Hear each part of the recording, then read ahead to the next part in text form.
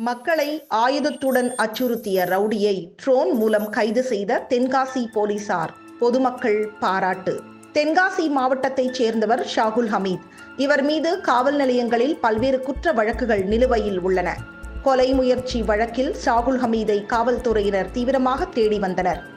கடந்த சில நாட்களுக்கு முன் தென்காசி பச்சநாயக்கன் பொத்தை பகுதிக்கு சென்ற ஷாகுல் ஹமீத் அப்பகுதியை தன்வசமாக்கி உள்ளதாகவும் இங்கு யாரும் வரக்கூடாது என பொதுமக்களை மிரட்டியுள்ளார். பீர் முகமது என்பவர் அந்த பகுதிக்கு ஆடு மேய்க்கச் சென்ற போது அவரை ஆயுதங்களால் தாக்கியுள்ளார். இதில் பலத்த காயமடைந்த பீர் முகமதுவை சிகிச்சைக்காக அக்கம் பக்கத்தினர் மீட்டு மருத்துவமனைக்கு அனுப்பி வைத்தனர். இதுகுறித்து தென்காசி காவல்துறையினருக்கு தகவல் தெரிவிக்கப்பட்டதன் பேரில் ஷாகுல் ஹமீதை தேடி வந்தனர். ஷாகுல் ஹமீது அப்பகுதியில் உள்ள ஆழமான குளத்திற்குள் சென்று மறைந்து கொண்டார். குளத்திற்குள் இறங்கி குற்றவாளியை தேடுவது சிரமம் என்பதால் ட்ரோன் கேமரா உதவியுடன் சுற்றி வளைத்து கைது செய்தனர்.